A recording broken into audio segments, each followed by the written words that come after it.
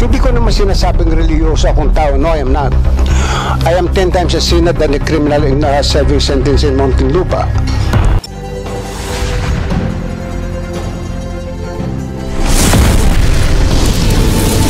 I am probably the #1 adulterer in this room. But what I am saying is, itemper naman natin to yung takot sa Diyos. Na bago natin gawin yun, matakot tayo sa Diyos. Diba? Earlier, Mr. Chair, this is in relation to the statement of the Ombudsman with regards to them not being judged by the number of convictions. Sa mga doktor po kasi, in the past years, nagkaroon ng quota yung katarata. So there was a quota for cataract operations, kaya kaliwat kanan ang naging cataract operations where in fact and in truth, not all cataracts should be operated kasi minsan nabubulag tuloy at yung iba namamatay dahil sa komplikasyon. Pangalawa naman, sa mga pulis, meron ring quota. Kaya kaliwat kanan ang fina-file ng mga kaso and sad to say 90% are being dismissed. So I am with the Ombudsman when he said they should be judged not by the number of convictions but by the number of resolutions. Sa linya po bang ito, does the Ombudsman family agree that with regards to the policemen, dapat hindi sila nabibigyan ng quota kasi nakakadagdag po ito, lalo na't pagka walang mga basihan, nakakadagdag siya sa volume or load ng mga kaso na fina-file. May we get the input of the Ombudsman? Marami po. Mr. Chair, Your Honor. Yung mga kaso po ng pulis na wala namang, ang tingin namin is only administrative, oftentimes we refer it now to the NAPOLCOM for them to resolve. Kasi minsan may mga kaso for support. Siguro itong mga domestic problems na ito, dapat i-resolve na lang ng NAPOLCOM, magaling sila mag-resolve niyan. Mayroong kaso ng estafa kasi yung pulis umutang, hindi nakabayad, pa-file ng kaso sa Ombudsman. Mayroong isang pulis sa Mindanao na nagnegosyo ng bigas, umutang sa isang, nag-angkat ng bigas, nag-issue ng cheque, tumalbog yung cheque, kinasuhan sa amin ng estafa. This is not in relation to the office. So again, we refer this to the NAPOLCOM for them to be able to invite the attention of the police officer to settle this matter. Tinitingnan po namin. Right now, hanggat hindi pa ho na naayos namin yung aming public assistance o napapalakas yung aming public assistance office, we just refer these matters now to the concerned agencies. But in the future, we will be handling those cases ourselves. Thank you very much, Mr. Chair. Maraming salamat po, Ombudsman. Kanina po nasabi nyo na kayo ay waray-waray, pero Ilocano. Kaya nga, hinihintay yung mga savings para doon sa IT project at sa MIS. Mr. Chair, ako naman po ay waray-waray, lumaking talagang true-blooded waray-waray. Kaya po para mabawasan yung aking tapang, ako po ay nag-asawa ng isang Ilonggo para madagdagan yung aking kalambingan. No? But, Mr. Chair, Honorable Ombudsman, I do admire you for being an Ilocano and for using savings. However, the IT system of the Ombudsman is quite urgent. So if we are referring to savings, how long will the actual project be fully operational? And if we talk about the budget, how much is needed? Because there are actually other expenditures of government now that should be aligned to IT projects for better and faster services and for more transparency. Mr. Chair, Your Honor, I don't want to burden the government anymore for the expenses for our IT project. What I am doing right now is, or what I did, was to get in touch with the former ambassador of Estonia to the Philippines, who has now been reassigned to other countries. And as of 2 days ago, I received a word from the government of Estonia that they will be discussing with us the possibility of the government of Estonia providing to us the software. I said we can buy the hardware, provide us the software, teach us how to come up with our own firewall, and they're willing to do that. So before the end of the year, one of the representatives from the government of Estonia may be coming over to discuss with us these matters. So iniiwasan lang po namin na gumastos ng malaki ang gobyerno. Kung pwede naman makahingi tayo ng tulong sa ibang bansa, hingi po kami ng tulong sa ibang bansa. If we have to get the support from the UNDP or the UNODC, we will get support from the UNODC para hindi ho kami mahirapan na sa pagbili ng mga equipment na ito dahil yung proseso po ng bidding ay napakahirap. O yung mga processes sa ating government procurement contract ay napakahirap pong sundan. So, bayaan po namin silang bumili para sa amin itong mga hardware na ito. Marami pong salamat. Thank you, Mr. Chair. Thank you, Ombudsman. I do admire the candidness of the Ombudsman earlier, Mr. Chair, when he said, corruption is already a fad and a fashion, and it has become endemic. Nakakahiyamang aminin ito, pero tila talagang may laman ang sinasabi ni Ombudsman. And I don't think it is endemic. It's probably translating into hyper-endemic. Ibig sabihin po, may mga panahon na nagkakaroon na siya ng epidemya on top of it being endemic. And actually, Mr. Chair, the Bishop knows me very fully. Nung ako po'y bata pa, I had my first communion with Pope John Paul II. So ako po yung maliit na bata doon na tumutugtog sa Cebu during the first Mass of Pope John Paul II.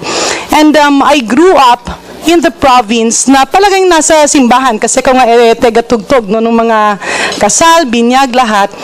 I noticed that the young generation going to the church has actually been dwindling. Not to mention the fact na dati, di ba, may Flores de Mayo ang saya-saya kasi nakukultivate yung ating mga kabataan. But now, napakahirap mag-generate. Moreover, I also noticed, yung nasabi nga ni Ombudsman na may naka-shorts, may mga naka-sleeveless. Ngayon naman, during Mass, alam ni Bishop ito, parang kaliwat kanan, may cellphone yung lahat. No? Mabuti na nga lang medyo pinapasilent. No? So in other words, morality is starting to go down the drain. And this has a huge impact. Ayaw ko lang naman sabihin kasi mag-e-election. I'm not really sure if the Sangguniang Kabataan is helpful in molding the morals of our youth. So my question here is, dun sa sinasabing advocacy for prevention of corruption, paano po kaya ang nakikitang measure ng ating ombudsman so that this will be addressed? Because aside from the loss of morals, napunta rin po, Mr. Chair, Your Honors, yung pong envy, girian, harassment, pareho po, gibaan, like kami, we're doctors, and in our profession, napakamasalimuot po ng practice. Minsan, na oftentimes, you are actually curtailed not to advertise, kasi yan po yung aming Hippocratic Oath. However, marami po yung kaliwat kanan na nag-advertise with no accountability with what they're doing. So, what's the comment of the Ombudsman with regards to this? Dagdag ko na lang po, last question, Mr. Chair, kasi kasama na yan doon. He mentioned earlier na yung mga kaso ay nasa mga politiko.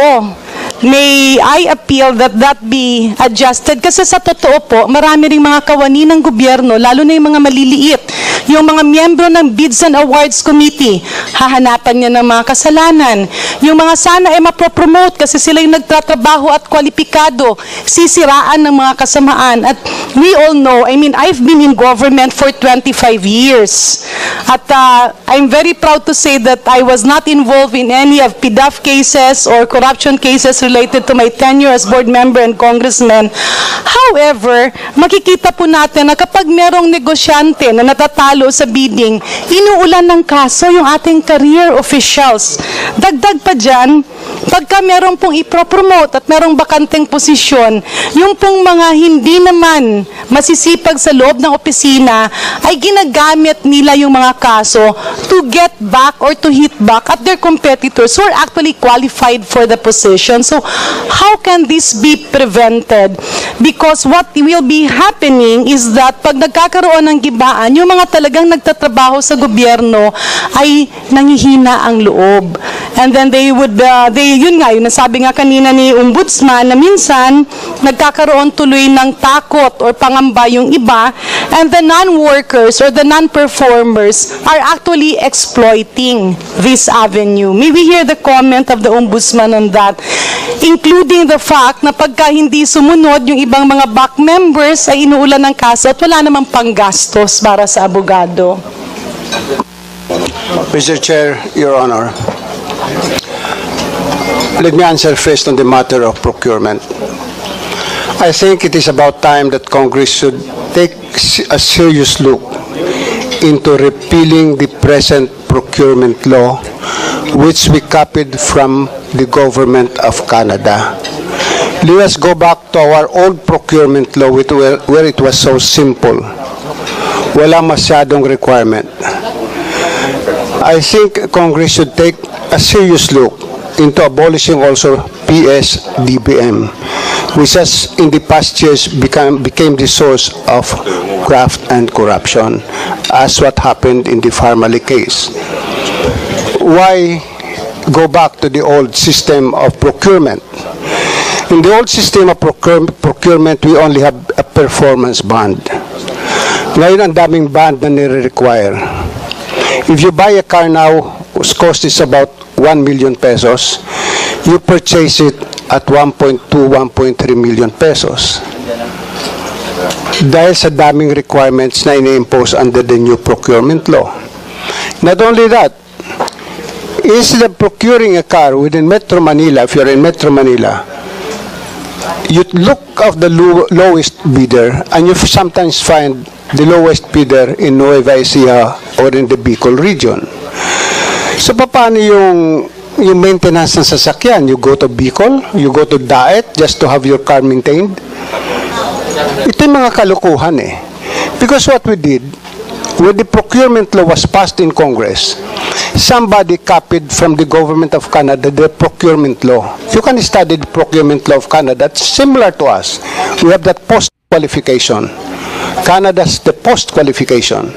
The one who drafted that law for Congress must admit that he copied the procurement law, the present procurement law, from the government of Canada because it was the government of Canada who spent for the study of the procurement system in the Philippines. So kung sino sponsoring country, yun ang ating sinusunod.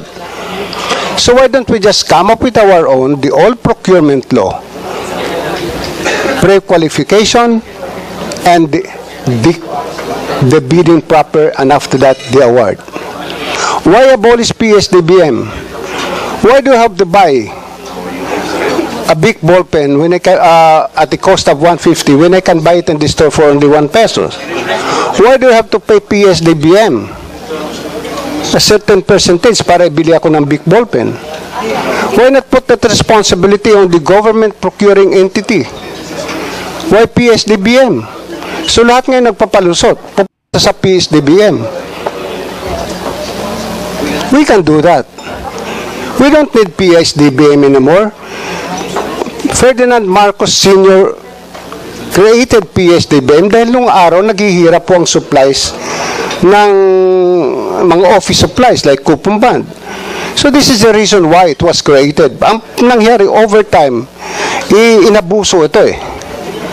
So let us try to study, take a serious look in the abolition of PSDBM. Now, the first question about Yeah. Yes, Mr. Chair, I was also referring to corruption being a fad and a fashion. Yung nawala na nga yung mga values, no? On the corruption being a fad and a fashion, we cannot solve corruption, as I've said earlier, through the passage of laws.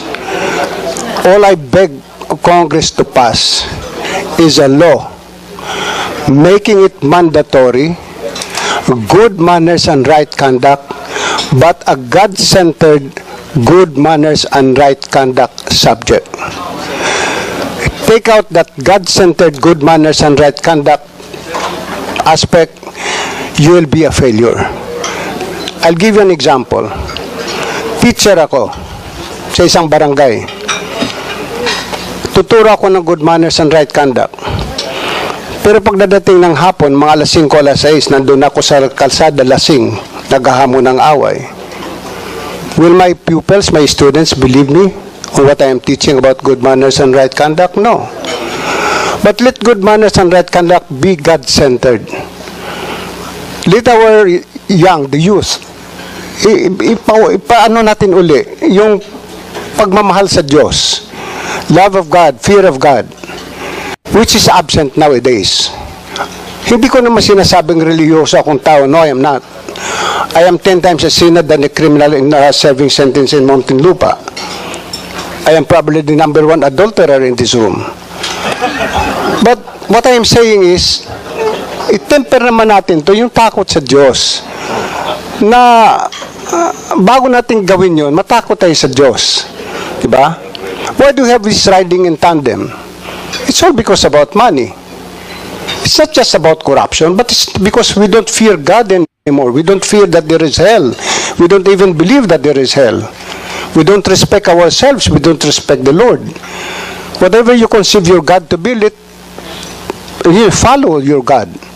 Whether you call him Allah, Jehovah, or Lord, just follow the dictates. Because no religion teaches immoral things. No religion tells us that mabuti ang pumatay. Walang religion nagsasabi mabuti ang magnakaw. Wala eh. So let us have a good manners and right conduct subject that is God-centered. That's all I ask from Congress to do.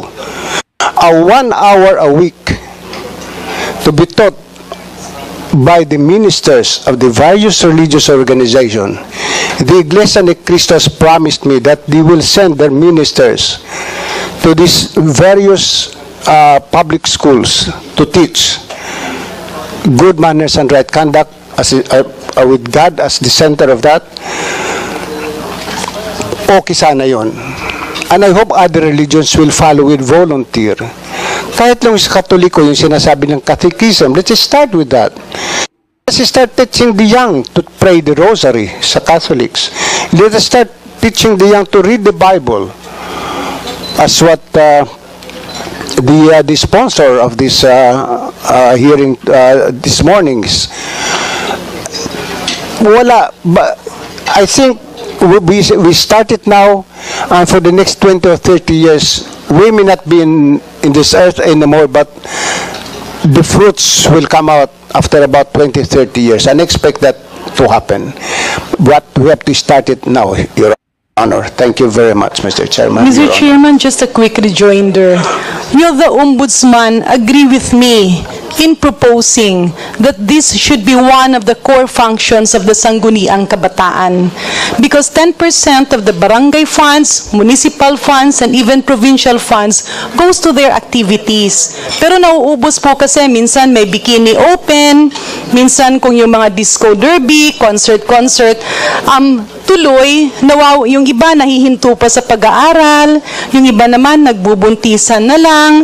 So ang maganda siguro, Mr. Chair, is that we all move because while this is the mandate of the Office of the Ombudsman, it will be very difficult for them to be bombarded with a lot of corruption cases because corruption is starting to become the norm rather than the exception. Not to mention the fact na hindi lang po ang corruption ang andudun eh. Andudun na yung inggitan, what the Honorable Ombudsman mentioned earlier, there is already harassment. Kapag dun sa opisina, mapropromote yung mga qualified na mga eksperto. Even the scientists are now very much challenged. Even us doctors, we are also very much challenged. Kasi kunyari merong isang magreklamo, may pasyenteng nasusulan sa baba, lahat isasama sa kaso up to the professors in the universities and even up to the medical center chief. In other words, the loss of morals and values has already transcended into the possibility of non-performance of functions and duties because fear is already there. Fear that was inculcated because there are just a lot of evil actions surrounding. May we get the wisdom of the Ombudsman from this kasi napakasayang ng ating sangguniang kabataan. Minsan nauubos sa seminar. Mr. Chair, Your Honor, we have trained high school students and with respect to the fight against corruption. With respect to the kabataang barangay, I think there should be a law that would make it mandatory for them also to spend some of its budget or part of its budget in values formation. But a values formation, as I said, that is God-centered. as I said, wala ho yung God, wala ho mangyayari sa atin. We will not just, as you said, go down to the drain. We're not just going down to the drain. We are already in the septic vaults. We're just like cockroaches now, scampering for safety. That when the time comes that we're about to have our last breath, that is the only time we say, Lord, papagtawaran nyo na lang po ako. Maraming pong salamat.